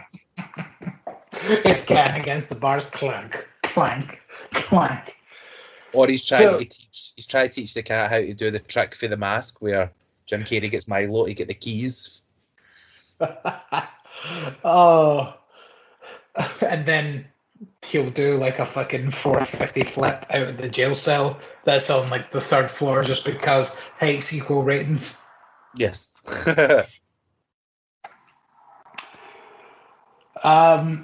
So Frost finally gets into the ring for the first time, and she goes for the snowball fight, which is a cartwheel into the corner.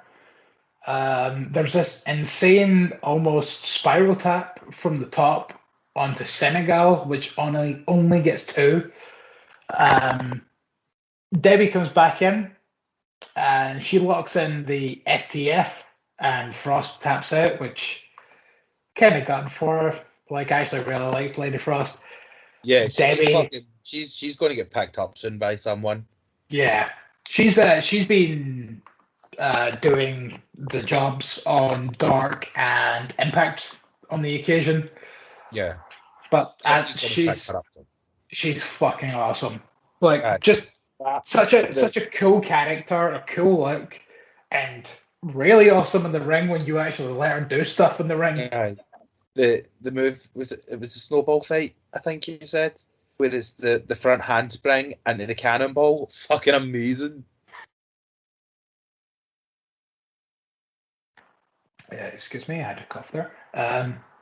Yeah, she's like, because that's the thing, is like, she was in this match officially probably for about 10 minutes or something. She probably only had about 3 minutes of in-ring action, and she made all 3 minutes of that count.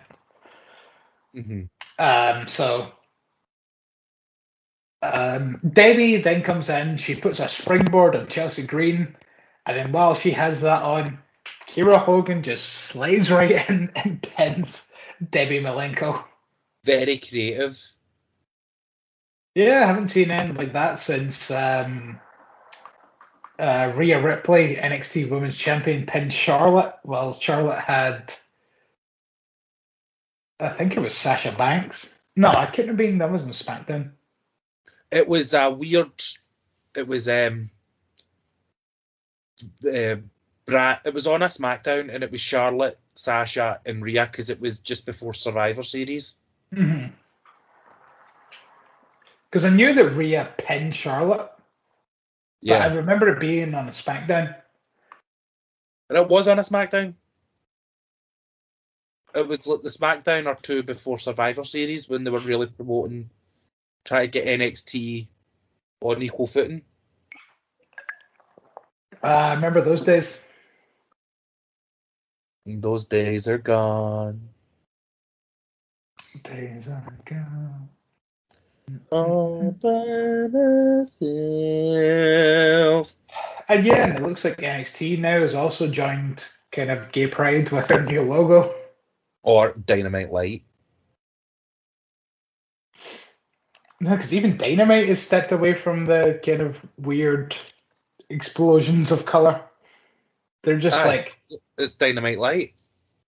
Dynamite. Mm-hmm.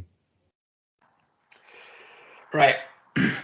Now we're getting into, like, potentially my favourite women's wrestler that's appeared in this whole show, because entry number 9 is Masha Slamovich. It's very glow. Oh, it's fucking awesome. Masha comes into the match, goes up to the top rope, dives to everyone on the outside. There's a DVD by Jenna on Masha for 2. Jenna goes into the post, and then there's a stomp from Green, a springboard kick from Senegal, and the triple pin to get rid of Genocide. Fun fact about Genocide. Mm-hmm. ICW interviewer Jen Louise always said Genocide would be her wrestling name if she was a wrestler, and then found out there was a wrestler already called Genocide, so it's been scrapped. Gutted. Apparently there was a wrestler called Griz in CZW. Good to know. But I guess he never amounted to anything, so, because... It was the Drizzle and Griz. I don't think you're using that correctly. Although when UK wrestler Big Grizzly just kept calling himself Big Grizz, it's like, that doesn't work. No. I mean, yes, you're bigger than me, but no. People need to stop stealing things from you. I swear to God. You're the Kiera Hogan of the Scottish wrestling scene. Jesus Christ. I've had more stolen from me than Kiera Hogan. I mean, just a fountain of excellent wrestling ideas. Yeah. Can we get to number 10? Yes, 10? Yes, we can. I really like number 10. Okay, so number 10, yeah, because we're about to get on that anyway, was Tootie Lynn. Tootie Lynn comes out with fucking nunchucks. Oh, she a badass.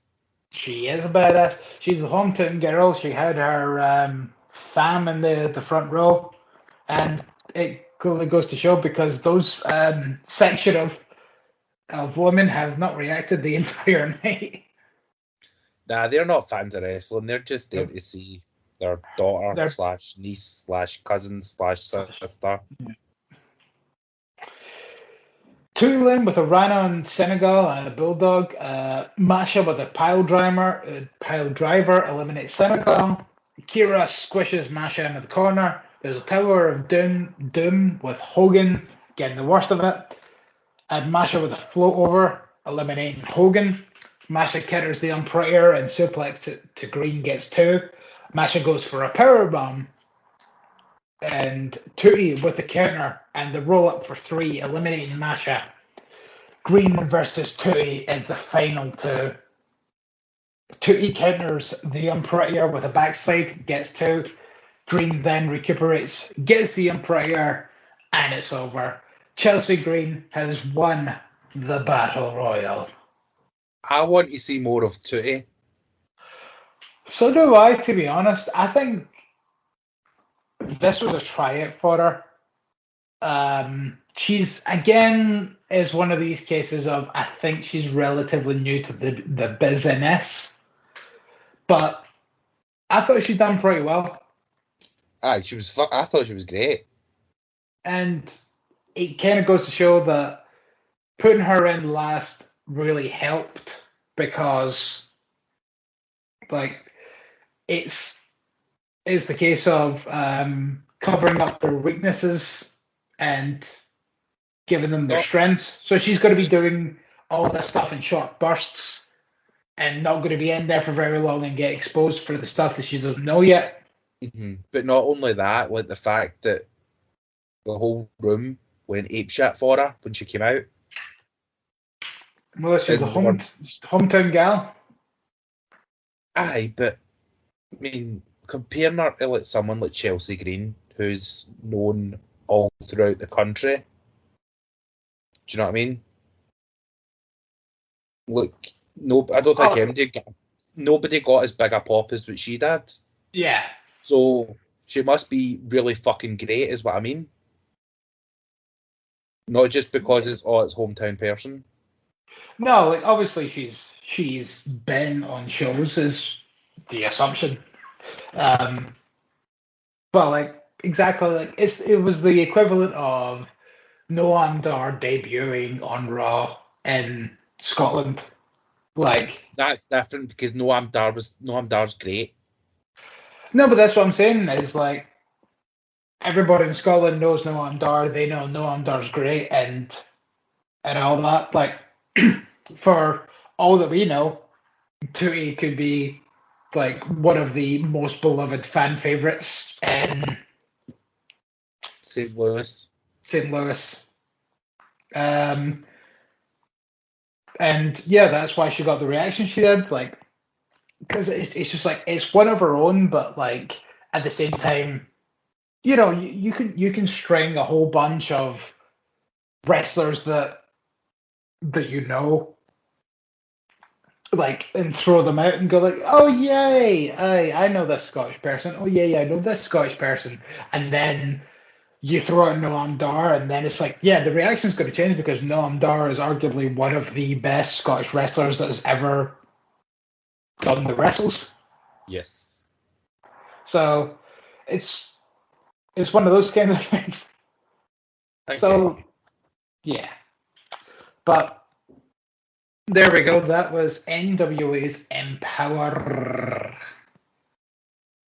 Chelsea Green wins the cup.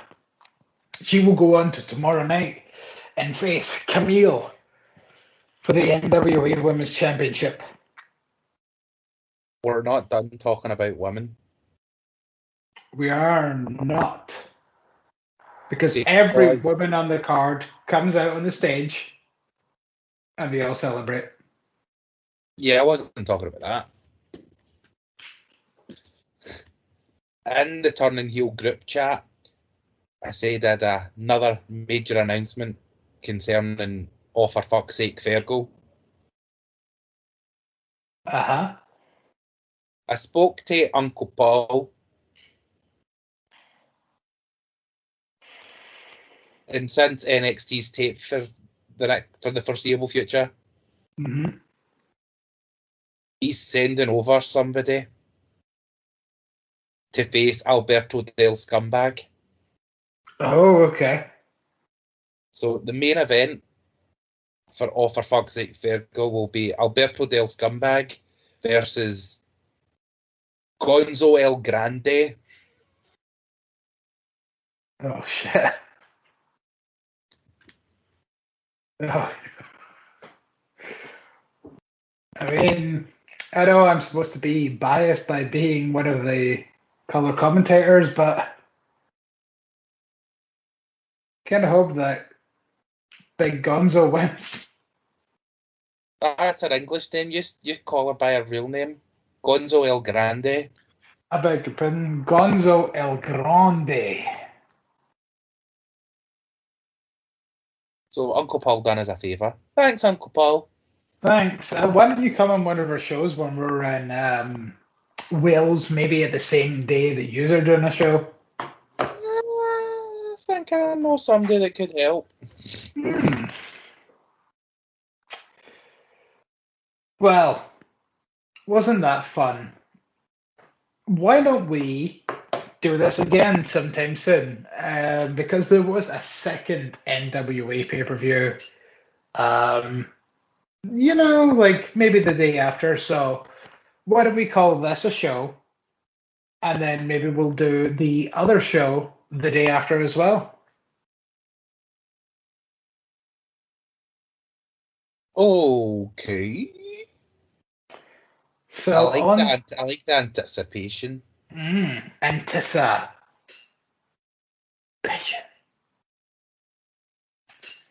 So on that note, It's got me feeling funny in my danglies. God damn it.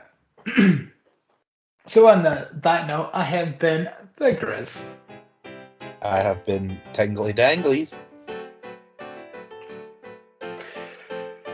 Obviously, you need to go first. Oh! See? Bye-bye! Remember, you can follow us on Twitter and Facebook at Heel Podcast.